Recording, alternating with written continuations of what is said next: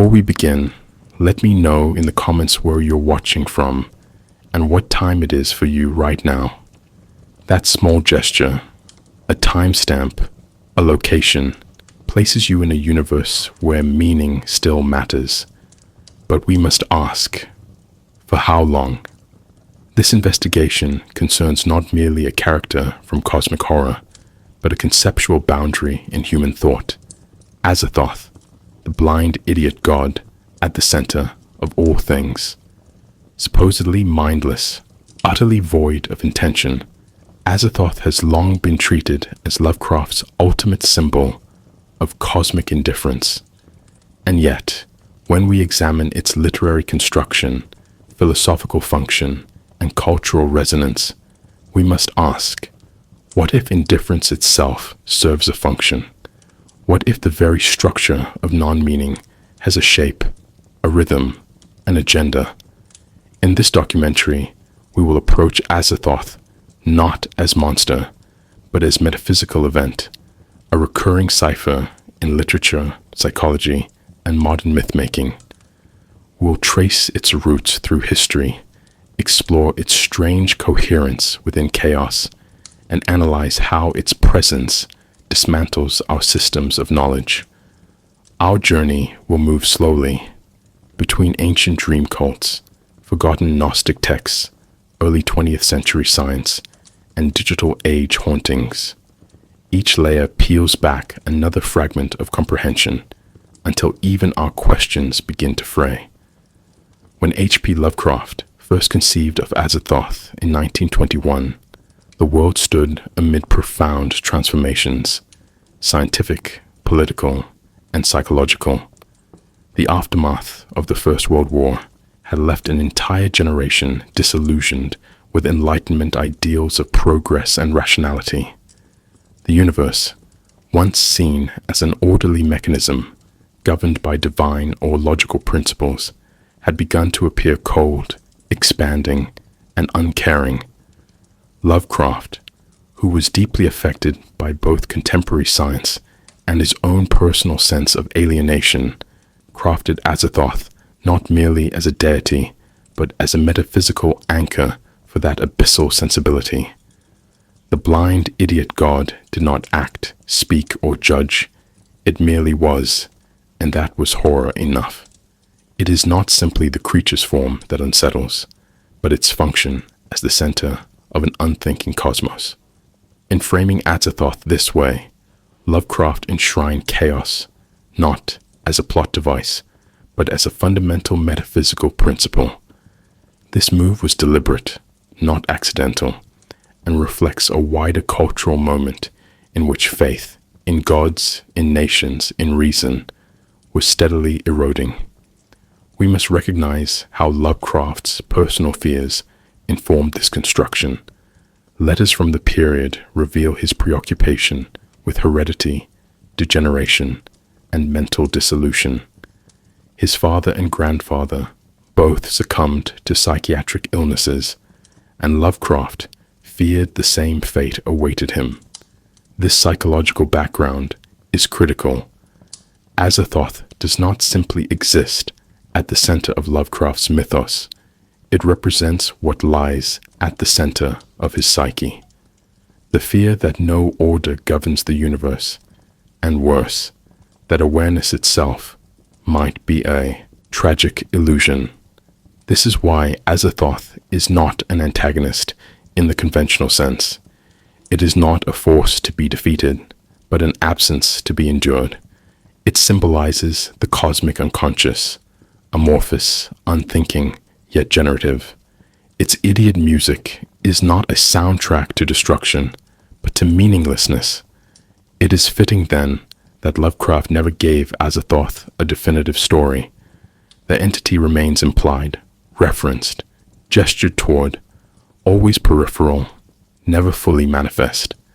It is present in absence, and this too reflects the broader disintegration of meaning in the modernist imagination. Consider carefully the fragmentary story titled AZATHOTH, written in 1922, in which a narrator escapes his mundane life through dreams, only to journey towards an unnamed central power. The story ends abruptly, but the trajectory is clear. An individual, disenchanted by reality, seeks refuge in dream, only to confront a force at the heart of all things that is not salvation, but nullification. Lovecraft never completed the tale, and this incompletion itself carries symbolic weight. What narrative can contain a god who dreams meaning away? What plot can resolve when plot itself is an illusion of consciousness? The tale becomes an anti-narrative, an aborted attempt to represent that which collapses representation. This was not a failure of craft, but a reflection of Lovecraft's evolving view that certain truths, cosmic truths, lie beyond language, causality, and human perception. It is not simply a horror story, but a literary enactment of epistemological collapse. The historical context also includes a crucial development in early 20th century science, the growing acceptance of an expanding universe. In 1929, Edwin Hubble would publish the findings that demonstrated galaxies moving away from one another, a discovery that pushed the known cosmos into inconceivable scales. But even before Hubble, the implications of Einstein's relativity, 1905 to 1915, and the emerging field of quantum mechanics, mid-1920s, were unsettling traditional notions of time, space, and causality. Lovecraft read widely in popular science magazines and frequently referred to contemporary developments in his letters. His fiction absorbed these shifts, not as hard science, but as aesthetic mood. AZATHOTH, in this light, is not merely myth but metaphor, a swirling chaos at the center of space-time, inaccessible and incomprehensible. The flutes that accompany Azathoth's court resemble quantum indeterminacy, a music that can be heard but not followed. The being's blind dormancy suggests not death, but indifference on a cosmological scale. It is not evil, but irrelevance incarnate, and this marks a departure from earlier horror traditions. We must pause here to distinguish Lovecraft's creation from earlier mythic or diabolic figures. Traditional representations of chaos, from Tiamat to Lucifer, still carry intention, desire, rebellion. Azathoth, by contrast, is willless. It does not challenge order.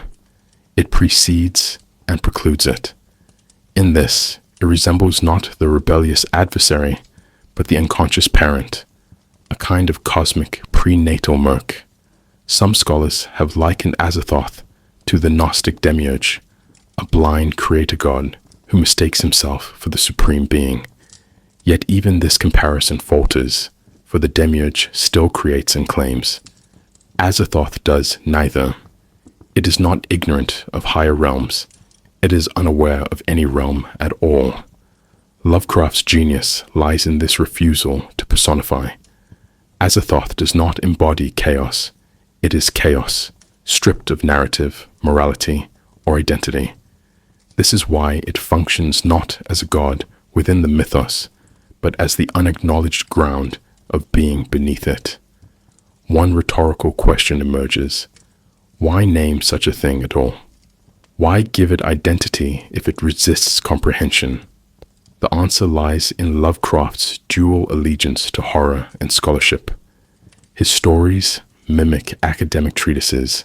His mythos adopts the scaffolding of occult systems. Naming Azathoth gives it a shape of absence, an address for the unspeakable. In doing so, Lovecraft taps into the same psychological mechanisms that drive religious awe and philosophical negation. It is not the God we fear, but the void it represents. The moment we articulate it, even as blind and mindless, we render it relational. And this relation is deeply unsettling, for it reminds us that the universe is not empty, but indifferent, not malevolent, but meaningless, not asleep, but unaware. To understand the cultural DNA that informed Lovecraft's construction of Azathoth, we must first acknowledge that the concept of a blind, mindless origin, a primal force devoid of awareness, predates his fiction by millennia. Across diverse traditions, humanity has imagined creators who are not benevolent architects, but unconscious engines.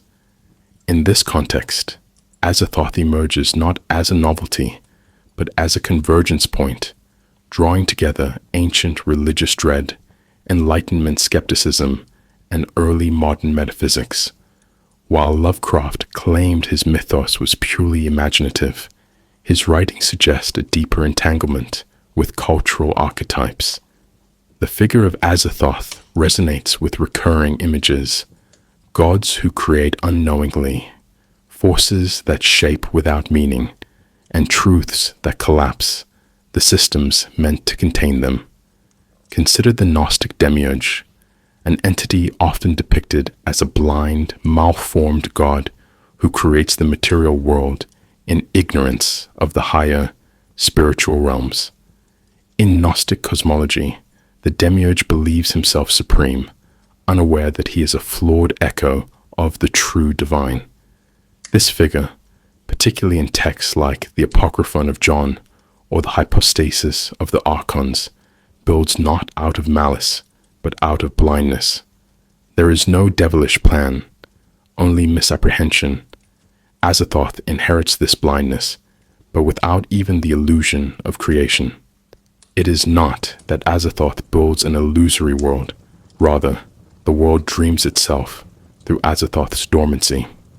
Not creation, but catatonic emanation. In both traditions, the horror lies not in punishment, but in the realization that our reality may be an unthinking mistake. The link is not superficial, it is structural.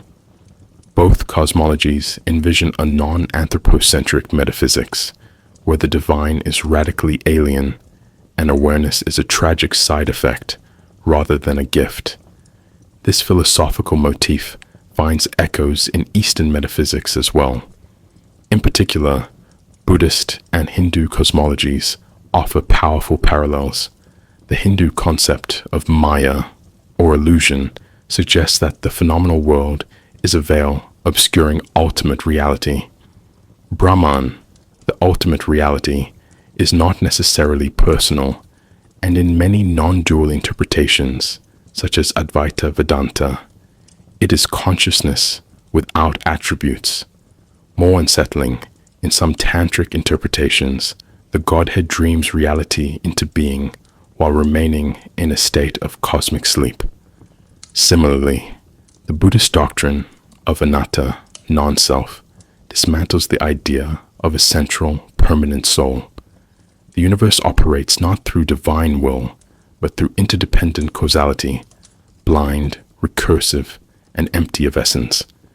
These systems, while often offering paths toward liberation, contain within them a sobering truth. Awareness is not central to the cosmos. Lovecraft, an avowed atheist, secularized this insight. Azathoth is not a path to enlightenment, but a terminal point, an absolute zero of comprehension, where the self meets the unknowing source of all things. We must recognize that Western philosophy, too, was shifting during Lovecraft's time. The 19th century had already laid bare the fragility of reason as a sovereign force. Arthur Schopenhauer proposed that beneath rational thought lies a blind, irrational will, a primal force that drives all beings to persist and struggle, even in suffering. This will is not evil, but indifferent, chaotic, and purposeless. Lovecraft's Azathoth can be read as a metaphysical embodiment of this will, rendered not in the vocabulary of ethics or teleology, but in mythopoeic horror. Unlike Schopenhauer's grim resignation, however, Lovecraft offers no palliative. There is no ethical framework, no ascetic withdrawal, only the flute song of madness. Later, Nietzsche's notion of the eternal return adds another layer. The terrifying prospect that everything, every mistake, every horror will repeat forever without meaning or memory. This idea, when mapped onto Azathoth, suggests a deeper horror. Not only is there no creator consciousness, but we are trapped in its repetition. Another influential undercurrent emerges from Pascal's reflections on the infinite.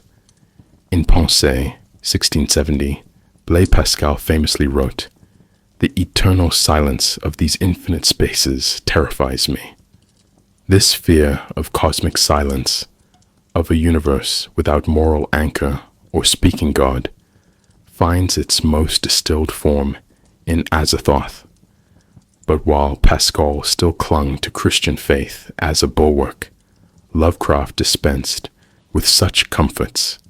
In doing so, he entered dangerous philosophical terrain. If silence is not a void to be filled by belief, but a presence in itself, an active negation of significance, then perhaps it is the silence that governs, not the logos. Azathoth, in this formulation, is not merely silent, it is the silence that dreams. We must pause here to address a recurring question. If Azathoth is unconscious, how does it dream? Is the metaphor even coherent? In Lovecraft's writings, dream functions not as conscious imagination, but as cosmic mechanism. Azathoth's dreaming is not intentional, it is processual. The universe unfolds not from design, but from tremors of unawareness. Compare this with Spinoza's pantheism, where God is identical with nature. Thought and extension are parallel attributes of the same substance. Lovecraft's Azathoth inverts this. If there is a God substance, it is not mind, but its absence. The universe is not divine in essence, but rather divested of essence altogether.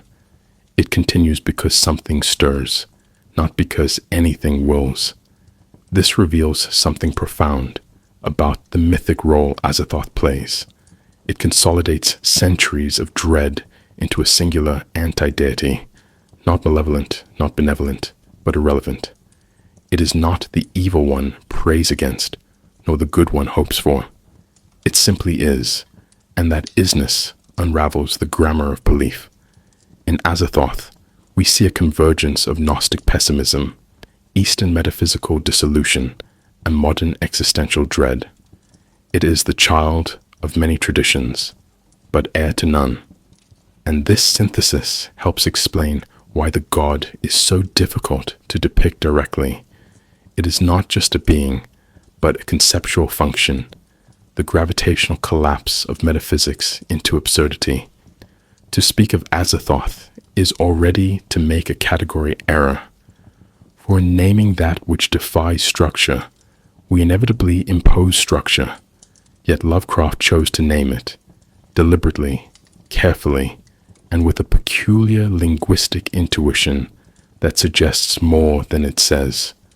While Azathoth is among the most prominent figures in the Lovecraftian pantheon, it remains one of the least described.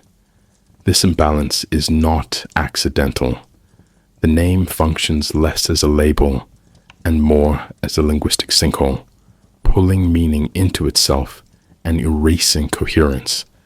In this way, we must examine not just the character, but the word, its phonetics, its symbolic architecture, and the way it destabilizes reader expectations. To name Azathoth is not to grasp it, but to participate in its agenda of epistemic collapse. The construction of the word Azathoth defies conventional etymology, but not arbitrarily. Lovecraft, a self-taught philologist and lifelong lover of ancient languages, understood the emotional texture of syllables. His invented names often carry echoes of older traditions. In this case, Azathoth evokes a mix of Middle Eastern, biblical, and mythic tones. The initial Azza recalls names like Azazel or AZATHOTH, figures associated with fallen angels, banishment, and chaos. The root Thoth is almost certainly linked to the Egyptian deity Thoth, god of wisdom and writing, though inverted here into mindlessness and incoherence. This is a deliberate perversion of sacred syllables, where Thoth symbolizes cosmic order through language and measure. AZATHOTH mocks that very impulse by being the anti-thought, the unmeasured measure at the center of being. It is not a coincidence. It is a negation written in the skin of a name. We must recognize the pattern here. Lovecraft's naming conventions often blend the familiar with the incomprehensible, generating unease through partial recognition. AZATHOTH obeys this principle. It follows a quasi-biblical cadence, 3 syllables, ending in a harsh, voiceless fricative. This sound structure imitates significance without delivering it. The name feels ancient, but resists interpretation. In linguistic terms, it is phonosemantic camouflage, a name constructed to simulate depth while dissolving under analysis. This technique aligns with Lovecraft's broader literary goals. In stories such as The Dunwich Horror or The Call of Cthulhu, names function not as identifiers, but as vectors of ontological infection. To hear or read the name is to risk contamination. In this sense, AZATHOTH's name is not a title, but an epistemological trap, a sequence of sounds that invites inquiry only to erase the inquirer. This phenomenon also connects to the tradition of unutterable names found in mystical and occult literature. In many ancient cultures, the true names of gods were hidden, abbreviated, or deliberately corrupted. The Hebrew tetragrammaton, YHWH, could not be spoken aloud. The Greek ineffable one remained nameless by necessity. Similarly, in some strains of Islamic Sufism and Kabbalistic thought, the pronunciation of divine names was believed to alter the fabric of reality. Lovecraft's fictional grimoires, especially the Necronomicon, extend this tradition by presenting names that fracture reality upon utterance. But where these traditions imply power in language, Lovecraft's approach implies its failure. The name AZATHOTH is not a tool for control or invocation. It is an echo of a dream we are not supposed to remember, a word that hollows the speaker rather than empowers them. Consider the persistent theme of musical accompaniment in AZATHOTH's court, the thin, monotonous piping of a demonic flute. Sound, not language, defines AZATHOTH's realm. This is not incidental. In many of Lovecraft's stories, coherent language fails in the face of cosmic truth. The closer a character comes to forbidden knowledge, the more language frays. Sentences become fragmented, syntax collapses. The flute, mindless, repetitive, circular, is the auditory equivalent of AZATHOTH's name. It conveys nothing and loops endlessly. This reveals something profound. AZATHOTH's essence cannot be written, only echoed. The presence of sound without message, noise without meaning, parallels the god's function as a symbol of the failure of interpretation. The name AZATHOTH is thus not only a word, it is a ritual pattern, a phonetic loop that mimics its subject's null logic. We must pause here and ask, if the name functions as an erasure, why include it at all? Why did Lovecraft not leave the entity unnamed, as he did with other unknowable forces? The answer, I believe, lies in the illusion of containment. To name something, even falsely, is to trick the mind into believing it has located and therefore bounded the object. Lovecraft weaponizes this illusion. The name AZATHOTH does not define the entity. It masks the void behind symbolic order. Like a sigil drawn on a door to keep something in or out, the name serves as a buffer between thought and what unravels thought. But the buffer is thin. The syllables do not protect us. They merely delay the encounter. In this, Lovecraft anticipates the semiotic crisis later explored by post-structuralist philosophers. When signs no longer point to stable reference, language itself begins to rot. This is not simply literary play. It represents a broader metaphysical claim that the cosmos may not be structured in ways we can describe, and our very attempts to describe it may contribute to its misrepresentation. In other words, naming is not knowledge. It is often misdirection. The symbolic function of AZATHOTH is to seduce interpretation while ensuring its futility. This is why Lovecraft never writes a story about AZATHOTH, only around it. The god remains an absence marked by presence, a syllabic residue of something unfit for cognition. In the end, the name becomes a perfect symbol of its referent, not a window, but a mirror reflecting our own desire for meaning, even when faced with the meaningless. In crafting AZATHOTH, Lovecraft was not merely inventing a character, but enacting a broader literary experiment, the simulation of ancient myth through techniques of false documentation, narrative layering, and epistemic fragmentation. What emerges is not a story in the traditional sense, but a mythopoetic structure, a system of references, citations, and implications that feels older and more authentic than it is. AZATHOTH appears not as a central figure in a tale, but as a conceptual presence, mentioned in whispers, footnotes, dreams, and marginalia. This strategic absence grants it power. The reader never meets AZATHOTH directly, and yet its influence saturates the text. It becomes a gravitational center around which meaning collapses, and Lovecraft accomplishes this not with exposition, but with a deliberate performance of scholarship. Consider the way AZATHOTH is introduced across Lovecraft's corpus, never directly, always by deferral. In the dream quest of unknown Kadath, AZATHOTH is referred to as the blind idiot god, that demon sultan, and your monstrous nuclear chaos beyond angled space. These phrases evoke awe and terror, but they also resemble glosses, summaries drawn from another unseen source. In many cases, that source is Lovecraft's fictional grimoire, the Necronomicon. By repeatedly referencing this non-existent book, and by treating it as a well-known scholarly text, Lovecraft invites the reader to suspend disbelief.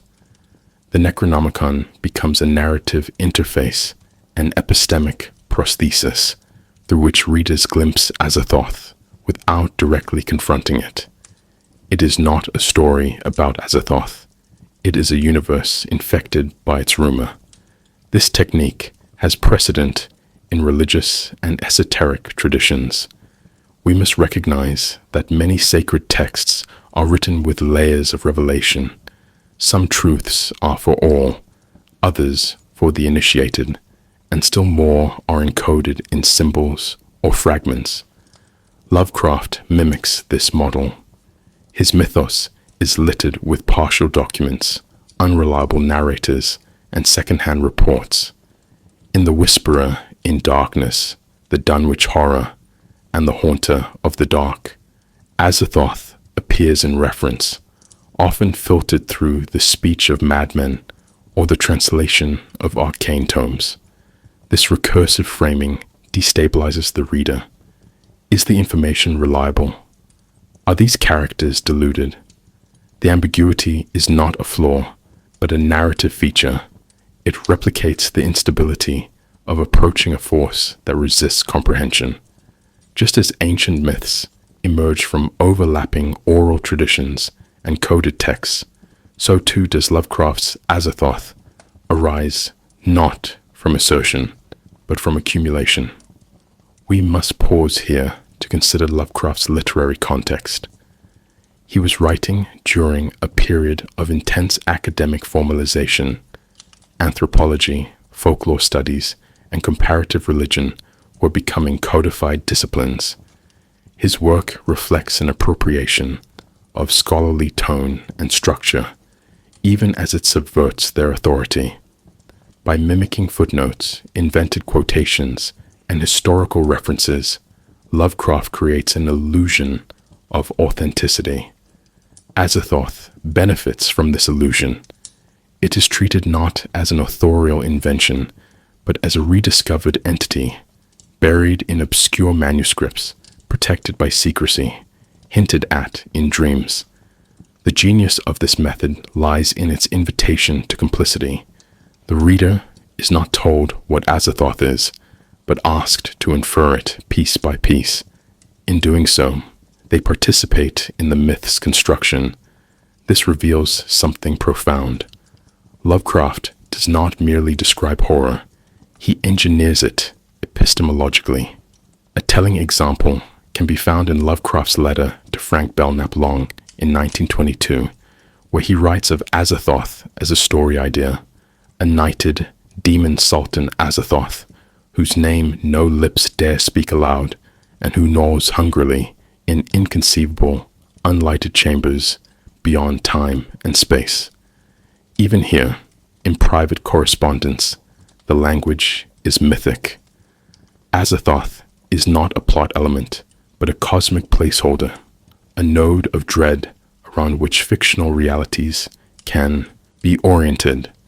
The letter itself becomes part of the mythos, extending the fiction into extra-textual space. This blurring of boundaries between fiction and document, between author and artifact, mirrors the effects of ancient apocrypha and esoteric writings. Lovecraft understood that truth, or the appearance of it, requires scaffolding. His stories, letters, and fictional books form an interconnected web of seeming evidence, a structure in which Azathoth's presence is everywhere, even in absence. This method also functions as a psychological mechanism. By resisting direct exposition, Lovecraft taps into the mind's compulsion to resolve ambiguity. We are trained to interpret, to connect dots, to impose order on fragments. Lovecraft exploits this habit by giving us just enough: evocative names, cryptic citations, disjointed testimonies. The myth of Azathoth gains momentum not through detail, but through implication. It is a story told in negative space. What is omitted becomes as important as what is included. The reader begins to fill in the blanks, and in doing so, confronts their own intellectual limits. It is not merely horror as effect, but horror as cognitive structure, not fear of the dark, but fear of the systems we use to light it. This reveals a final paradox. Azathoth is unknowable, yet it must be known, at least enough to be feared. It is for this reason that Lovecraft constructs it as a mythos node, not a character. Its hidden agenda is not conquest or malice, but the quiet unmaking of belief itself. It is not a god to be summoned, but a concept to be transmitted, like a virus whose symptoms are narrative, philosophical, and psychological disintegration. In this, Azathoth is more than a myth. It is a methodology of horror, a demonstration of how suggestion, structure, and absence can combine to produce awe. The presence of Azathoth in Lovecraft's cosmology is not primarily mythological, but philosophical. Unlike deities in classical epics, Azathoth does not intervene, punish, or bestow. It unmoors. It operates not through events, but through implications, becoming a symbol of the unmaking of order, meaning, and selfhood. Central to this function are three interwoven philosophical concepts: insignificance, entropy, and dream reality. These are not decorative themes, but structural elements of Lovecraft's universe, engines of horror embedded in metaphysical assumptions. To grasp AZATHOTH is to understand how these principles form a world where the human mind is not just ill-equipped, but fundamentally excluded. Let us begin with insignificance, perhaps the most visible of Lovecraft's philosophical commitments. In the 20th century worldview, emerging from post-war disillusionment and new cosmological science, the human being no longer occupies the center of creation. Lovecraft pushes this even further. Humans are not merely unimportant, they are irrelevant. In The Whisperer in Darkness, a character notes, "It is not any one person who is endangered, but the whole of mankind. We are not at the center of anything." AZATHOTH embodies this principle in absolute form. It sits at the center of the universe, not as a sun radiating meaning, but as a gravitational black hole of purpose. It neither notices nor cares. Its blindness is not poetic. It is ontological. In the presence of such a being, the idea of human specialness becomes laughable. AZATHOTH is the ultimate decentering force, not a god in the image of man, but a cosmic negation of man's image altogether. This is not nihilism in the colloquial sense. It is not despair at the loss of meaning, but a confrontation with the suspicion that meaning was never there. In this context, insignificance becomes more than an emotional reaction. It becomes a metaphysical framework. AZATHOTH is the god who cannot care, and whose existence proves that care is not a cosmic principle. Philosophers such as Camus and Beckett would later echo this sentiment in their own idioms, but Lovecraft expressed it through symbolic horror. In doing so, he revealed something unsettling. Insignificance is not the absence of something lost, but the recognition that nothing was ever guaranteed, and this awareness, once perceived, cannot be unthought. The second core concept is entropy, the physical and metaphysical principle of irreversible disorder.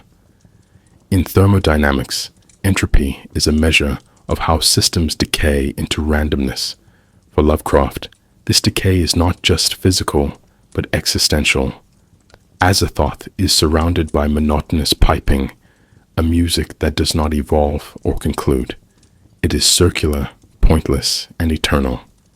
This echoes the heat death of the universe, a theory gaining traction during Lovecraft's time, which posits that all systems will eventually reach maximum entropy. No gradients, no energy, no events. AZATHOTH, as the monstrous nuclear chaos, is not merely a metaphor for this process. It is its personification. Not death, but dissolution. Not apocalypse, but the terminal continuation of formlessness. We must pause here to draw an important distinction. AZATHOTH is not destruction. That would imply change, climax, or even catharsis. Instead, AZATHOTH is perpetual breakdown without resolution. Entropy is often imagined as the result of some failure or degradation, but in Lovecraft's fiction, it is primordial. The cosmos is not falling apart. It is returning to its original, meaningless state. Consider carefully how many of his stories end not in dramatic confrontation, but in slow mental unraveling. The protagonist, in The Shadow Out of Time, realizes he is merely a passing vessel for forces outside time. The narrator of The Call of Cthulhu comes to understand that Earth's history is a footnote in a larger, alien continuity. In each case, entropy is not an outcome, it is the backdrop. AZATHOTH is the symbol of that backdrop made central. The third and final concept is dream reality, the idea that the cosmos is not objectively real in the way humans perceive it, but a projection, or worse, a byproduct of something unconscious. Azathoth is famously described in the dream quest of unknown Kadath as the blind idiot god who bubbles and blasphemes at the center of all infinity. This is no throne room. It is a dreaming body whose unconscious emissions are reality, in a radical inversion of the Platonic model, where reality is the shadow of perfect forms. Lovecraft suggests that reality itself is the excretion of unawareness. The cosmos is not a dream dreamt by a conscious mind, but a mindless convulsion that mimics dreaming. There is no meaning to wake up into, only the horror that the dreamer cannot be awakened. This reveals something profound about the psychological landscape Lovecraft constructs. In classical mysticism, to perceive the world as dream is to transcend it. In Lovecraft's mythos, to perceive the world as dream is to become trapped in it, with the added realization that there is no dreamer to answer your cries. The horror is not solipsism, but anti-solipsism. You are not the dreamer, and you are not even dreamed with intention. Here, we see an echo of George Berkeley's idealism, which suggested that to be is to be perceived. Lovecraft inverts this. To be is to be misperceived by a god who doesn't know it's perceiving at all. Azathoth is not the observer. It is the unobserving core, and we are the irrelevant turbulence on its dreaming skin. One might ask, if the universe is dreamt, does this imply hope for awakening or intervention? Lovecraft answers with silence. There is no savior, no bodhisattva, no redemptive moment. The dream continues, and its music plays on. And yet, characters in his stories continue to seek meaning, to interpret symbols, to catalog forbidden tomes. This impulse is deeply human, and Lovecraft portrays it with both sympathy and irony. The search for knowledge is noble, but futile, not because the answers are hidden, but because there may be no questions to begin with. Azathoth does not conceal, it nullifies. If Azathoth lies at the unthinking core of Lovecraft's mythos, then its influence radiates outward through a constellation of beings, some servile, others autonomous, but all participating in the erosion of meaning. Lovecraft rarely provides rigid hierarchies within his pantheon.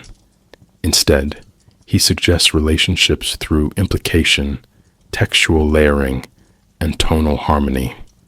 The entities associated with Azathoth are not a pantheon in the traditional sense. They do not worship, plot, or vie for favor. Instead, they orbit the blind idiot god like conceptual satellites, each one reinforcing a different aspect of its chaotic gravity. In examining these surrounding forces, Nyarlathotep, the Demon Court, the Dreamlands Pantheon, and other cosmic beings, we do not define Azathoth, but trace its outer symptoms. The question is not what Azathoth is, but what it necessitates in the cosmological system that bears its name. The most significant of these emanations is Nyarlathotep, often referred to as the crawling chaos. In contrast to Azathoth's mindless dormancy, Nyarlathotep is active, communicative, and theatrical. He moves among men, speaks in riddles, and adopts endless forms. Crucially, he is described in the dream quest of unknown Kadath as the soul and messenger of Azathoth. This relationship is not merely functional, it is thematic. Nyarlathotep exists because Azathoth cannot act. He is the mask of chaos, the avatar that gives voice to silence. But his messages are not clarifying, they are corrosive. In the prose poem Nyarlathotep, the entity arrives as a traveling showman, giving demonstrations that unravel the minds of spectators. This reveals something profound. Communication is not redemption, but infection. Where Azathoth dreams without knowing, Nyarlathotep interprets that dream into madness. We must recognize a deliberate inversion at play here. In most mythologies, a messenger god, such as Hermes or Thoth, serves to connect the divine and human realms. Nyarlathotep performs the opposite. He is a parasite of interpretation, delivering chaos under the guise of understanding. Consider how frequently his appearances involve false science, degenerate religion, or technological marvels that dissolve human reason. His function is not to represent Azathoth faithfully, but to translate the untranslatable, and in doing so, spread epistemic rot. It is not Azathoth who breaks the mind. It is the meaning Nyarlathotep pretends to offer. Surrounding Azathoth's slumber are the mindless flutes and the unnamed dances described in the dream quest of unknown Kadath, a court of demon sultans, not rulers in any political sense, but perhaps personifications of recursive meaninglessness. They do not perform for Azathoth's pleasure, for it cannot perceive. They perform because the performance is all that remains. The piping is described as thin, monotonous, and mad, a music without climax or theme. These flutists are not worshippers, but automatons. Their purpose, if any, is to sustain the dream, to keep Azathoth asleep. And yet, this implies a terrifying corollary. If the dream stops, so might reality. The court of Azathoth is not allegorical, it is structural. These beings exist not to signify, but to prop up the illusion of signification. Their dance is the rhythm of unbeing. Here, Lovecraft's vision brushes against certain mystical traditions. In Kabbalah, for instance, creation is sustained by the emanations of divine names, 10 Sephirot cascading into reality. In Lovecraft's inversion, reality is sustained by unnames, by noise instead of logos, by the dull hum of something that cannot stop, but never progresses. The court of Azathoth mirrors the cosmic machinery in Hindu cosmology, cycles of dreaming gods, perpetual destruction and recreation. But again, Lovecraft removes all purpose. The wheel spins, but no moksha is offered. There is no escape, only continued spiraling into the same centerless truth. Beyond the immediate court, we encounter beings like Shub-Niggurath and Yog-Sothoth, entities often mentioned in proximity to Azathoth, but never clearly situated. Shub-Niggurath, the black goat of the woods with 1,000 young, embodies fecundity and proliferation, but in grotesque form. Her presence suggests an endless generation of forms, biological entropy rather than void. Yog-Sothoth, on the other hand, is described as being coexistent with all time and space. He is the totality of the universe, a being whose knowledge is perfect but alien. Some later interpretations, especially those of August Derleth, attempt to place Yog-Sothoth as Azathoth's progeny or counterpart, but Lovecraft's own writings resist such systematization. These entities do not exist in hierarchy. They exist in conceptual resonance. Shub-Niggurath offers excess.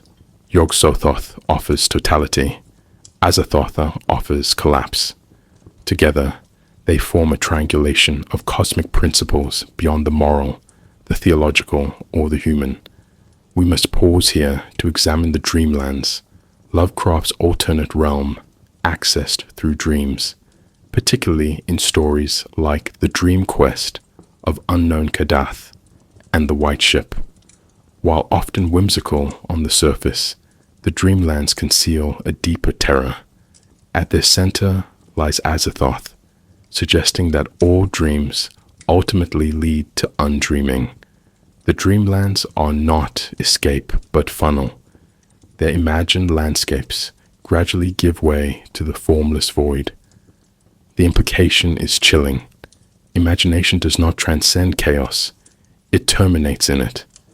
This aligns with Lovecraft's view of the cosmos as a nesting system of illusions, where even the fantastic is bounded by the void. This reveals something unsettling about Lovecraft's cosmology. There are no true gods, only functions. The beings we encounter, whether Nyarlathotep, Shub-Niggurath, or the demon flutists, are not entities with motivations, but expressions of metaphysical principles.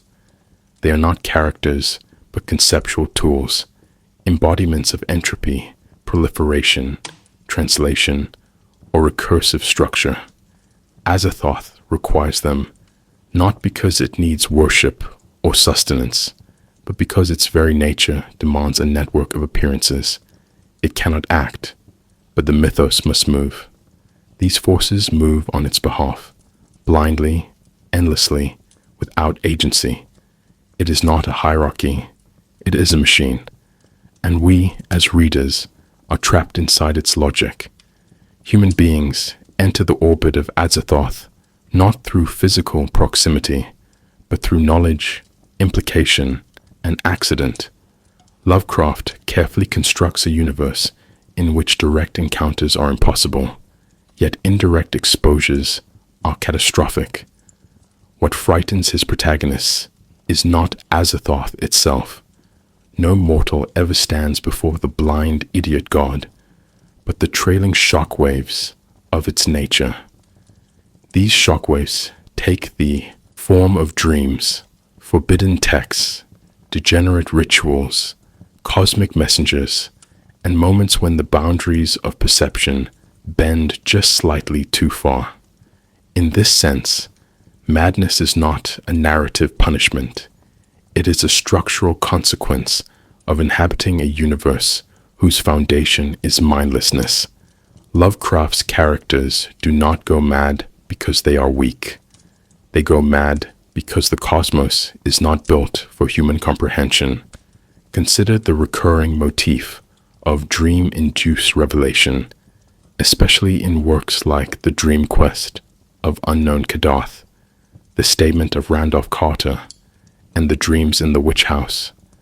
Dreams serve as both bridge and threat, offering glimpses into architectures that the waking mind cannot parse. Through this mechanism, Lovecraft frames madness not as delusion, but as a form of unsanctioned knowledge. The protagonist in The Dreams in the Witch House, for example, studies non-Euclidean mathematics and begins unconsciously slipping into other dimensions. These journeys erode his sanity, not because they are inherently malevolent, but because they reveal a universe of angles and forces incompatible with human cognition. This reveals something profound. Madness is an epistemic event, a rupture produced when the nervous system confronts truths it was not evolved to process. We must recognize that Lovecraft repeatedly ties madness to misalignment between human expectations and cosmic reality.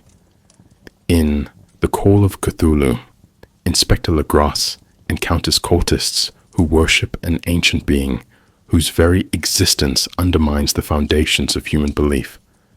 One cultist declares that when the stars align, the gods will teach mankind new ways to shout and kill and revel. This is not prophecy, it is diagnosis. The mere knowledge of such beings rewires the human mind, not toward enlightenment, but toward behavioral disintegration. In this sense, madness is not a break from reality, but a closer alignment with a reality humans are not built to inhabit. The same logic pervades The Shadow Out of Time, in which memory becomes porous and temporal identity dissolves under the pressure of cosmic scale. A crucial dimension of this dynamic emerges in the figure of Nyarlathotep, who mediates between Azathoth and humanity.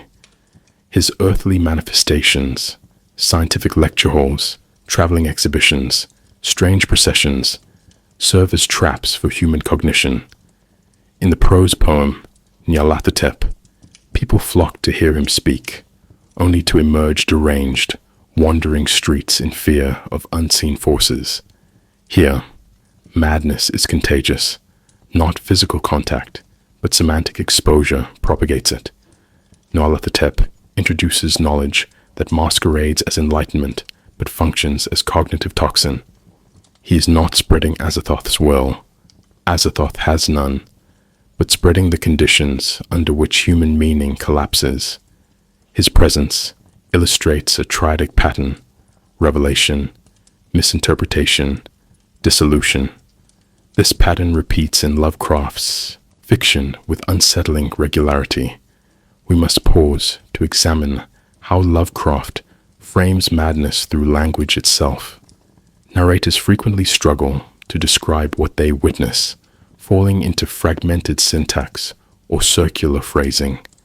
In The Color Out of Space, the narrator admits, it was just a color out of space, a color that no mind has ever seen before. The failure is not linguistic, but ontological. Language cannot map what does not conform to shared sensory architecture. This linguistic collapse mirrors the epistemic collapse triggered by Azathoth's influence. Madness, in this framing, is not hysteria, but semantic exhaustion, the point at which the descriptive apparatus of the human mind breaks under the weight of incompatible phenomena. Lovecraft's narrative style here becomes diagnostic. Words fail because the world they attempt to describe has failed to remain describable. Another example emerges in At the Mountains of Madness, 1931, where the protagonist discovers the remnants of the Elder Things civilization. Initially, he interprets their art and architecture with a mix of fear and scholarly excitement.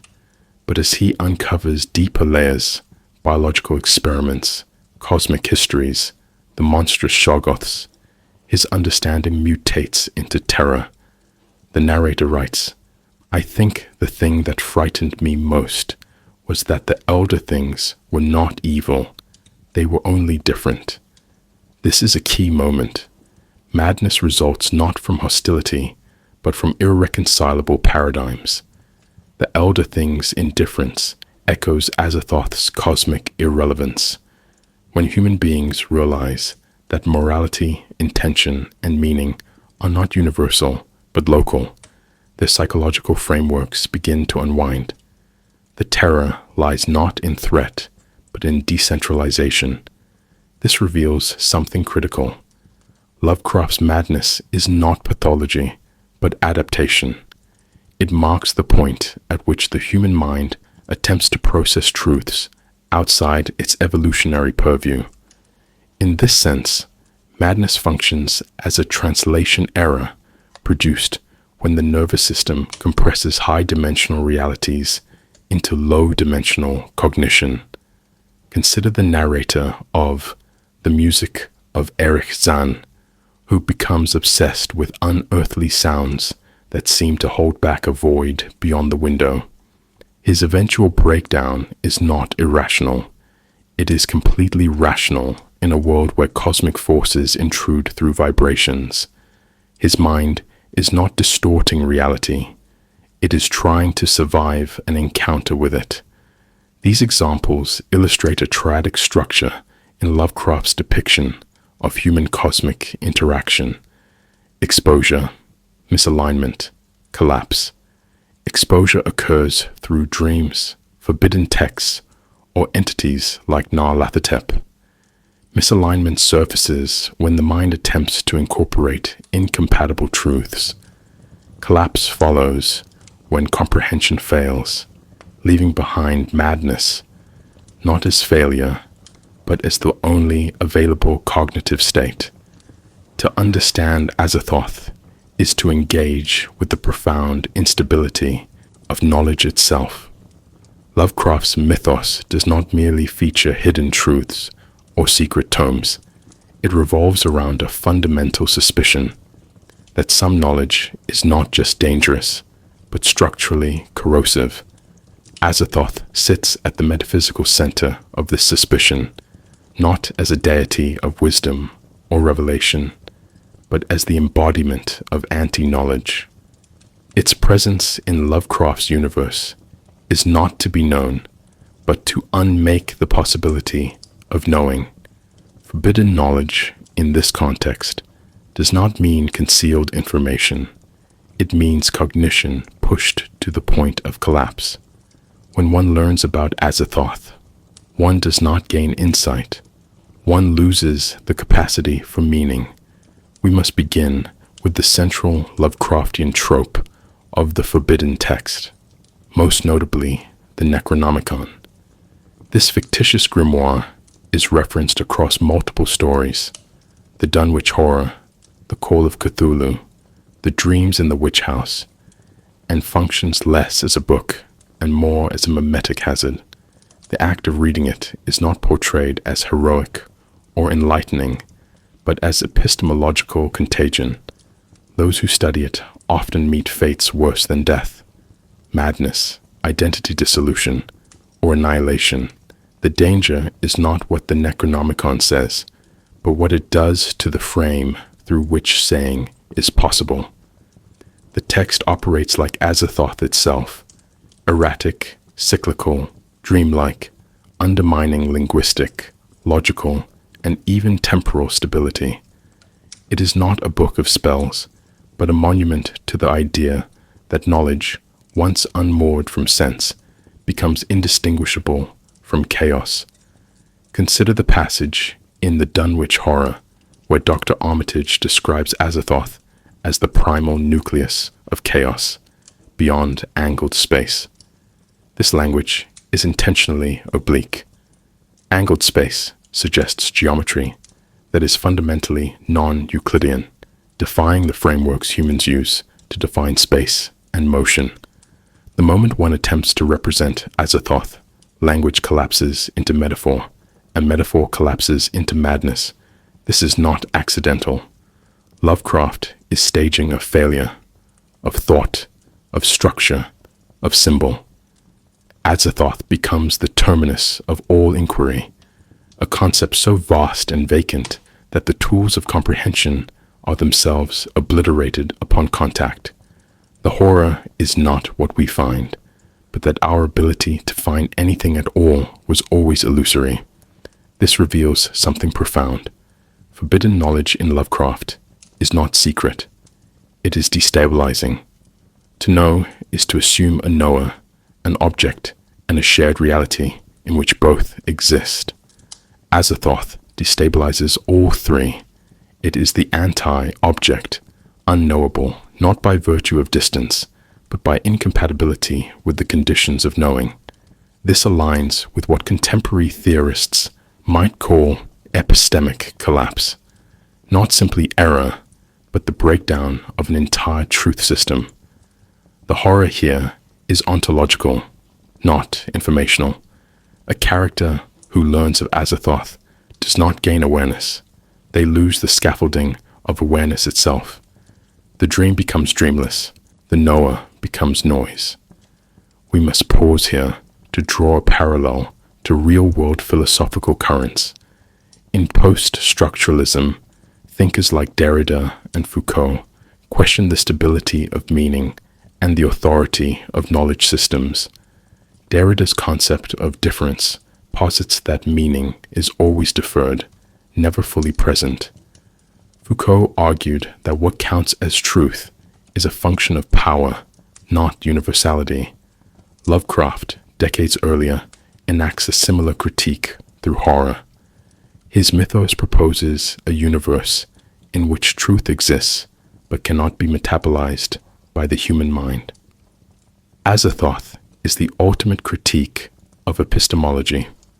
Not that we don't know enough, but that the universe is not structured to be known in the first place. And those who try, occultists, scholars, dreamers, become victims of their own epistemic ambition.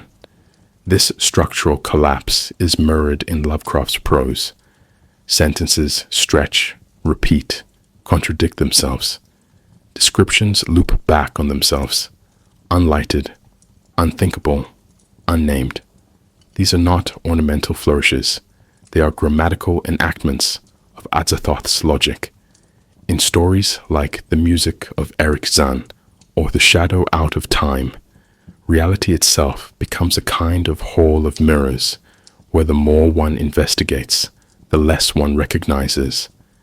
This is the real function of forbidden knowledge, not to conceal, but to disorient. Knowledge becomes a terrain where the map destroys the territory. Characters in Lovecraft's work often teeter on this edge. In The Call of Cthulhu, Inspector Legrasse's discovery of cult worship and Professor Angel's translations of strange hieroglyphs do not result in control or enlightenment. Instead, they end in psychological disintegration. The most merciful thing in the world, the narrator famously states, is the inability of the human mind to correlate all its contents. That line is often quoted, but its full implication is rarely considered. The mind's protective mechanism is ignorance. Correlation, the act of making sense, is precisely what causes collapse. When too much is understood, the system fails. This is not a rejection of knowledge as such, but a recognition of its limits in a universe governed by Azathoth. Another instructive example is found in The Whisperer in Darkness, where an academic correspondent becomes involved with an alien species that offers knowledge beyond human capacity. Despite the veneer of rationalism, the story ends in horror. The alien truths cannot be fully known or communicated. They reduce language to babble and history to irrelevance. The protagonist begins as a man of reason, but reason under pressure becomes the delivery system for ruin. This inversion recurs across the mythos. The deeper one investigates, the closer one comes not to a hidden truth, but to the absence of truth's possibility. We must recognize that this is Lovecraft's great inversion of the Enlightenment project, where Enlightenment thinkers believed knowledge would lead to freedom and mastery. Lovecraft believed it led only to dissolution. Azathoth is not an obstacle in the path of truth. It is the terminal state of truth, where meaning exhausts itself and reverts to chaos. It is no accident that his name is spoken in madness, invoked in fragmented records, glimpsed only at the edge of dreams. He cannot be faced, because to face him is to unmake the concept of facing. Azathoth's entrance into Lovecraft's literary mythos is notable for its near absence. Unlike other mythic figures in genre fiction, Azathoth is not introduced with pageantry, narrative prominence, or detailed cosmology. Instead, it appears at the edges of text, fragmentary, suggestive, and fundamentally unresolved. This method of introduction was not a failure of development, but a deliberate act of mythic construction. Azathoth emerges not through confrontation, but through accumulation, referenced in dreams, whispered in grimoires, hinted at by madmen. Its earliest appearances across Lovecraft's corpus form a conceptual lattice where stories cross-reference, names echo, and meaning corrodes under repetition. To trace Azathoth's intertextual development is to watch a god congeal from implication. The first textual appearance of Azathoth comes in a short prose fragment written in 1922, simply titled Azathoth. Though only a paragraph long, the piece is foundational. It begins, "When age fell upon the world, and wonder went out of the minds of men," and follows a solitary narrator fleeing into the dreamlands in search of forgotten beauty. It ends before reaching any climax, but its trajectory is clear. The narrator seeks something at the center of all things. While Azathoth is not described directly, the title implies that what lies at the end of this dream quest is not salvation, but a collapsing center. This unfinished fragment serves a symbolic role. Azathoth, even in its debut, resists resolution. Its first literary function is to interrupt narrative coherence, a tendency it will continue to exert across Lovecraft's work. Azathoth is next referenced in the Dream Quest of Unknown Kadath, written 1926-27, unpublished in Lovecraft's lifetime, which situates the being more clearly within the cosmology of the Dreamlands. Here, Randolph Carter's quest to find the beautiful sunset city of his dreams leads him through increasingly surreal and ominous landscapes to a confrontation with Nyarlathotep, who informs him that all dreamers must eventually pass through the court of Azathoth. This moment is crucial.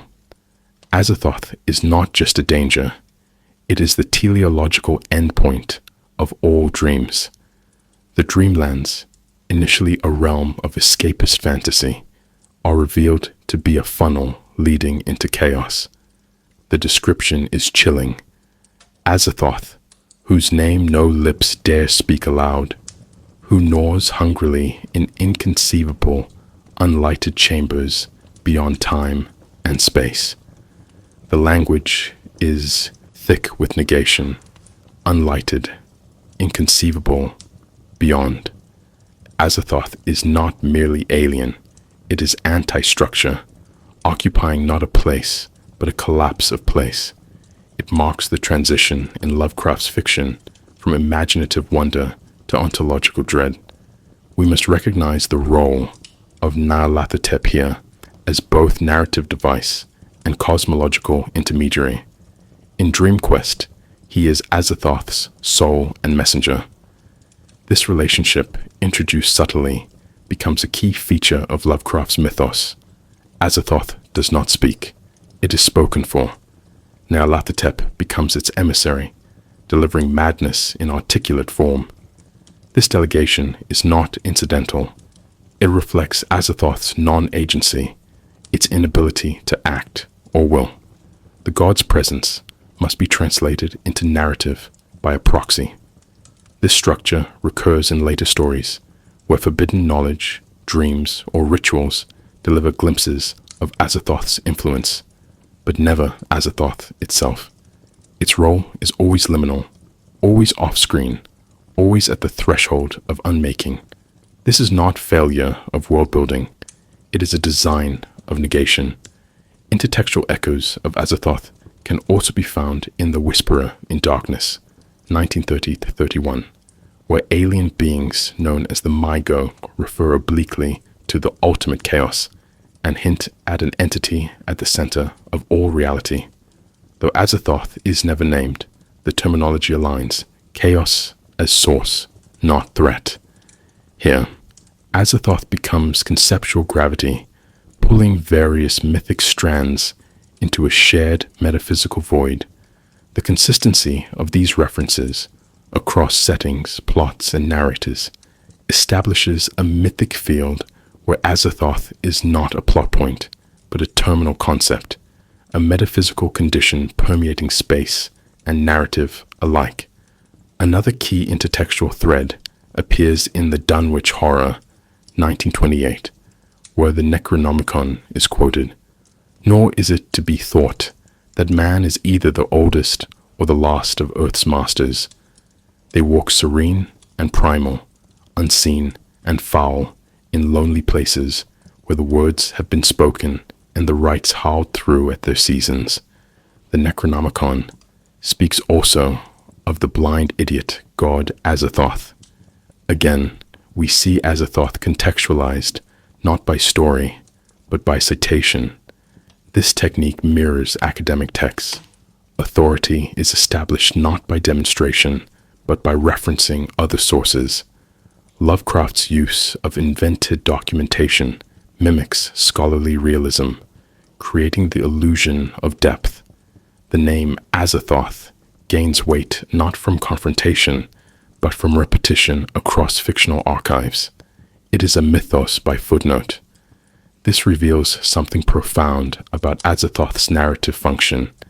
It does not act, it accumulates.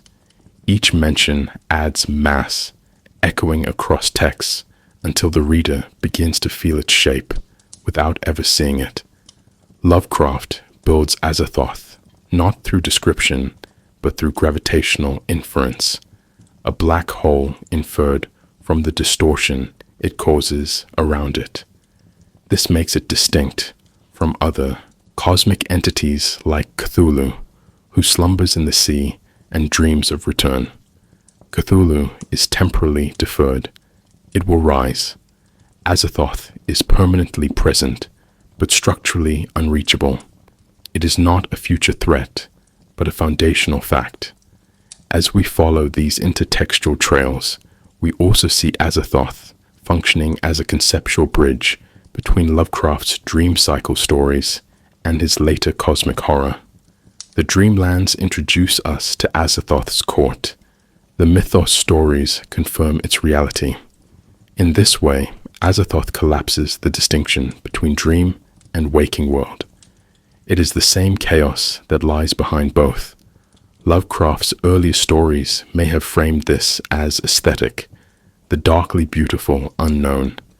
But by the late 1920s, the shift is philosophical. The unknown is not beautiful. It is unstructured, and therefore terrifying.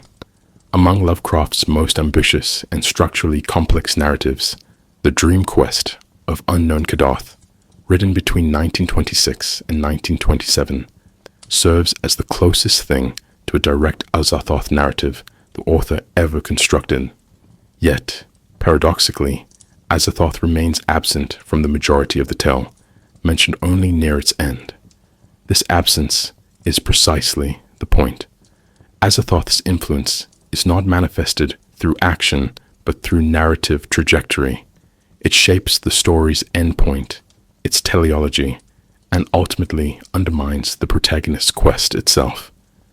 In Dream Quest, Lovecraft orchestrates an elaborate journey only to reveal that the very structure of desire, meaning, and return collapses when one draws too close to the unmaking presence at the heart of all things.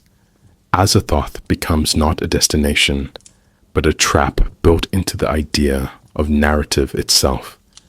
The plot follows Randolph Carter, a recurring Lovecraftian protagonist and stand-in for the author's own dreamer self, as he journeys through the Dreamlands in pursuit of a city he has seen in dreams but cannot find. Along the way, Carter encounters a wide array of fantastic beings: Zoogs, cats of Orthar, moon beasts, and ghouls. These episodes draw from Dunsanian fantasy, and initially, the Dreamlands function like a surreal but navigable landscape. Strange, yes, but governed by coherent rules. As Carter descends deeper, however, this dream fantasy veneer begins to fray.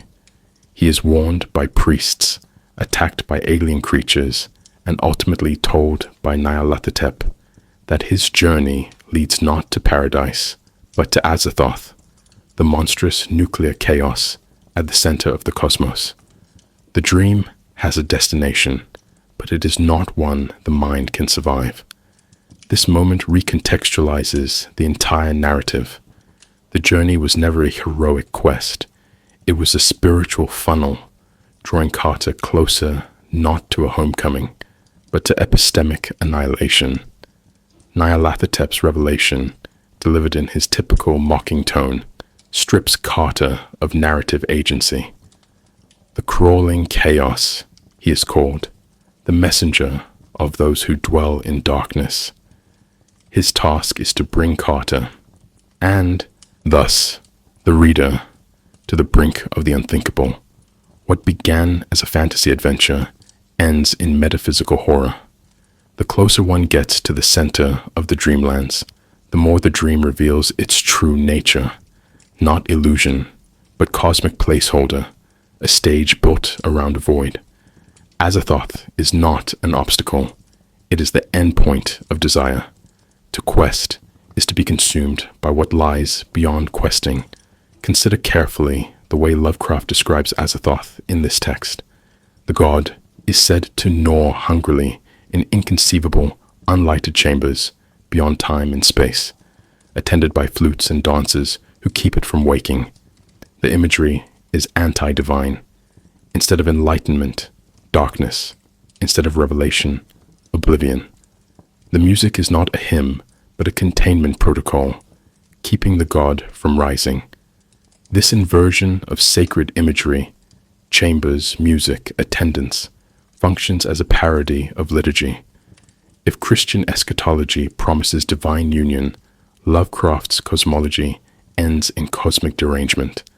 Azathoth is the perverse godhead, a god that dreams reality but cannot know it, a creator whose creation must keep it asleep to survive. This reframing transforms the quest narrative itself into a metaphysical danger. We must recognize that Dream Quest uses the structure of traditional heroic epics only to betray their assumptions. In Homer, the hero returns. In Dante, the pilgrim ascends. In Lovecraft, the seeker finds that all paths lead not to knowledge or redemption, but to Azathoth. This structure constitutes what we might call narrative collapse, a recursive journey that seems to promise understanding but ends in self-erasure. Randolph Carter is only saved because he wakes up before reaching Azathoth. His escape is not earned, it is accidental. The dream, like the story, is aborted, and that abortion is the closest thing to salvation Lovecraft allows. This reveals something profound about Azathoth's narrative function. It is anti-resolution. In the symbolic economy of the story, Carter's quest fails not because he is weak, but because the object of his search, his dream city, was always incompatible with the universe's structure. He seeks meaning and beauty in a cosmos whose center is meaningless churn. This mismatch leads to cognitive and narrative collapse. Azathoth, then, functions not as a character, but as a conceptual sinkhole, a void into which genre, plot, and character are pulled and undone. Its power lies in its capacity to destabilize the very mechanisms of storytelling. This destabilization extends to the dreamlands themselves. While early in the narrative they appear whimsical and surreal, they are ultimately revealed to be governed by entropic decay. Time behaves erratically, logic falters, and memory becomes unreliable. This thematic shift mirrors the protagonist's descent into the Azathothian orbit. As the dream deepens, so does the dreamer's disorientation. Carter's journey is not across space, but downward through layers of epistemic coherence. The deeper he goes, the less the world makes sense, and the more it begins to reflect Azathoth's central qualities: blindness, mindlessness, and recursion. One might ask, why frame Azathoth within a fantasy narrative at all? Why not place it squarely in science fiction or philosophical horror? The answer lies in Lovecraft's strategic use of genre expectation. By luring the reader into a Dunsanian world of cats and castles, he softens their defenses. The turn to cosmic horror is gradual and insidious. When the reader finally arrives at Azathoth, though notably neither they nor Carter ever actually see it, the realization is all the more horrifying. The world they were in was never safe. It was never ordered. It only seemed so from a distance. This slow erosion of genre boundaries mirrors the erosion of meaning that Azathoth represents. If the dream quest of unknown Kadath offers the most direct thematic engagement with Azathoth, Then The Haunter of the Dark, written in 1935, reveals how the deity's influence lingers even in its furthest narrative margins. Azathoth is never named directly in the body of this tale, yet it haunts every corner of its atmosphere, structure, and outcome. Through the intermediary figure of Nyarlathotep, Azathoth's emissary, Lovecraft demonstrates how the central void exerts power not through appearance, but through reverberation. In this story, we witness the slow unspooling of a human mind confronted not with monstrous bodies, but with cosmic implications too large and too quiet to ignore. It is not merely about horror as spectacle, but horror as the result of a revelation that reality itself is misaligned. The plot of The Haunter of the Dark centers on Robert Blake, a writer and occult enthusiast who becomes fascinated by a crumbling church in Providence. Within its decayed interior, Blake discovers evidence of a defunct secret cult, the Church of Starry Wisdom, and an artifact known as the Shining Trapezohedron, a crystalline object said to allow the viewer to contact entities beyond normal space and time. Blake's obsession with the artifact and the thing it summons forms the core of the narrative. As he gazes into the trapezohedron, he awakens a presence known only as the Haunter of the Dark, a winged, shadowy creature that can only move in darkness. Though Blake's demise is caused by this figure, Lovecraft hints, through ominous allusions, that the true source behind the horror is far more abstract. The key moment occurs in the final pages, when Blake, moments before his death during a thunderstorm-induced blackout, writes in his notebook, "I see it, coming here, hell wind, titan blur, black wings, Yog-Sothoth, save me, the three-lobed burning eye." While the entity he fears is ostensibly the Haunter, the invocation of Yog-Sothoth, and especially the description of the three-lobed burning eye, suggests something beyond the Haunter itself. Later, scholars and Lovecraft's own letters indicate that the Haunter is an avatar of Nyarlathotep. As noted earlier, Nyarlathotep is Azathoth's soul and messenger. This brief moment links the events of the story, seemingly confined to one man and one artifact in one city, to the broader mythos. What Blake glimpses is not just a creature, but a system of unknowing. This reveals something profound about Lovecraft's evolving use of Azathoth.